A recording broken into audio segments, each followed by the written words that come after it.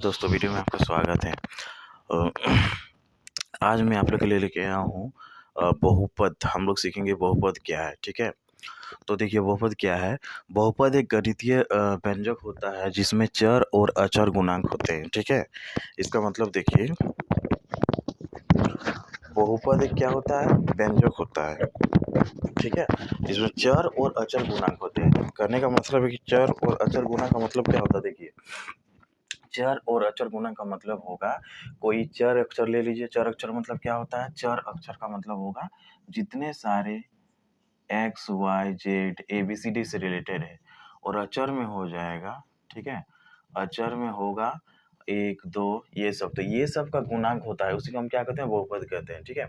तो बहुपद जो होता है, देख लीजिए बहुपद एक गणितीय व्यंजक होता है जिसमें चर और अचर गुणांक होते हैं, ठीक है। जैसे में कुछ लिख देंगे, जैसे 4x हो गया, ठीक है, +2, ये से कर सकते हैं 5x² +8y, ये हो गया बहुपद, ठीक है। तो उसे हम बहुपद कहते हैं। बहुपद होने के लिए उसका कुछ शर्त भी होता है। क्या शर्त होता है कि बहुपद के घात में ऋणात्मक भिन्न नहीं होने चाहिए। अगर कोई बहुपद के घात में, जैसे मान लीजिए ये कोई बहुपद है, इसका घात में ऋणात्मक हम ले लिए, ठीक है, तो ये बहुपद क्या होगा, नहीं हो सकता ये बहुपद, ठीक है। तो ये ध्यान रखना है। पहचानने के लिए आता है कि इनमें से कौन बहुपद है। ऑब्जेक्टिव क्वेश्चन में तो आप पहचान सकते हैं कि कौन बहुपद है, ठीक है।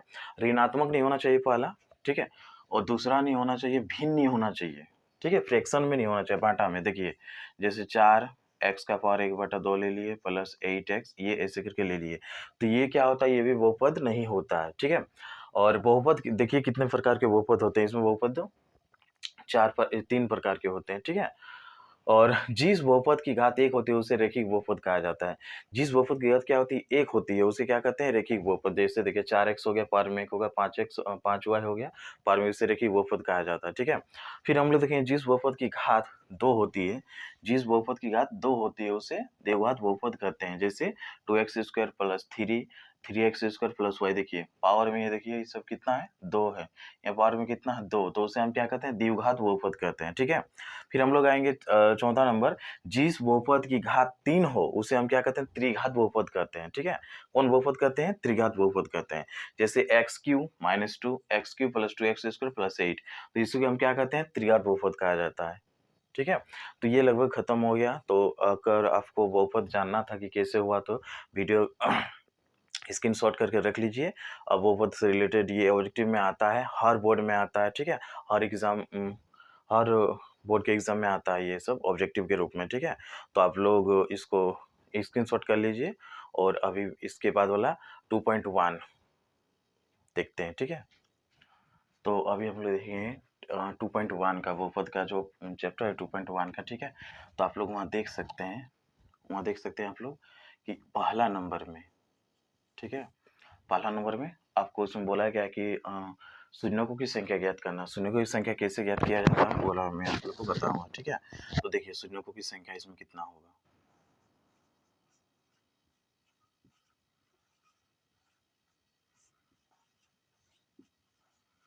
शून्यों की संख्या हम कैसे देखेंगे। शून्यों की संख्या तो देख लीजिए, ठीक है, इस तरह का कुछ आया होगा, देखिए उसमें इस तरह का, ठीक है। तो ये x हो गया, ये y अक्ष हो गया, ठीक है।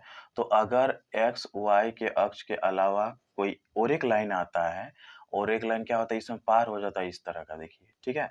तो शून्यों की संख्या कितना हो जाएगा, 0 हो जाएगा, इसमें एक भी नहीं होगा, ठीक है। शून्यों की संख्या आप मतलब हर एग्जाम में आता है, इसमें आप एक नंबर आराम से समझ लेते हैं, तो एक नंबर आप लोग आराम से आ सकता है, ठीक है। तो देखिए ऊपर में कैसे होगा, सबसे शुरू में हम देखेंगे कि ये जो लाइन है, ये एक्स अक्ष के लाइन को कितनी बार काट रहा है, ठीक है। वो जितनी बार काटेगा आप वहाँ देख सकते हैं। तो देखिए एक बार भी काट नहीं रहा है, तो शून्यों की संख्या 0। और इसी तरह से हम लोग सेकंड नंबर में भी देखेंगे शून्यों की संख्या, देखिए, ठीक है। तो सेकंड नंबर में आप देख सकते हैं शून्यों की संख्या, उसमें देखिए एक बार काट रहा है, एक्स अक्ष को एक बार काट रहा है, तो इसमें कितना कितना शून्यों की संख्या, 1 हो जाएगा, ठीक है। तो थर्ड नंबर में हम लोग फिर से देखेंगे। थर्ड नंबर में आप देख सकते हैं कि वहाँ पर, ठीक है, उसको कितना बार काट रहा है, 3 बार काटा जा रहा है, ठीक है। देखिए 1 2 3 बार काटा जा रहा है, ठीक है। तो इस तीनों की संख्या कितना हो जाएगा, 3 हो जाएगा। और चौथा नंबर में क्या हो जाएगा, शून्यों की संख्या। देखिए वहाँ कितना बार काटा जा रहा है, फिगर में देख सकते हैं कि चौथा नंबर में 4 बार काटा जा रहा है, ठीक है। कितना बार हो जाएगा चौथा नंबर, शून्यों की संख्या 4 हो जाएगा। और पाँचवां नंबर में हो जाएगा, ठीक है। आज पाँचवां में देख सकते हैं कितनी बार काटा जा रहा है, ठीक है। पाँचवां नंबर आप देख सकते हैं उसको 3 बार काटा जा रहा है, ठीक है। और 3 बार काटा जाए, इसमें कुछ थोड़ा दूसरा जैसे है, ठीक है। तो इसको मैं फिगर बना देता हूँ, उसको आप देख सकते हैं इस तरह से। देखिए चौथा नंबर का मैं फिगर यहाँ बता दे रहा हूँ। देखिए सॉरी, लास्ट वाला 5वां नंबर का, ये एक्स अक्ष हो गया, ये क्या हो गया, वाई अक्ष हो गया, ठीक है। तो देखिए इसको काटा कैसे जा रहा है। सबसे शुरू में ये इधर से आया है, फिर यहाँ से होते हुए ये गया है इधर, ठीक है।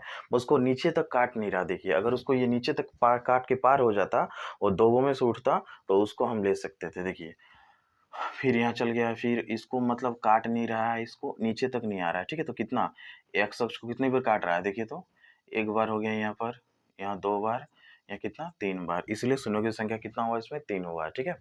तो ये 2.1 का हो गया। इसके बाद नेक्स्ट वीडियो रहेगा 2.2 का रहेगा, ठीक है। तो आप लोग नोट कर लीजिए इसको। उम्मीद करते हैं आप लोग को समझ में आ गया होगा, ठीक है। अगर समझ में आ गया हो तो आप लोग कमेंट में बता दीजिए, ठीक है, और लाइक कर दीजिए। Thank you.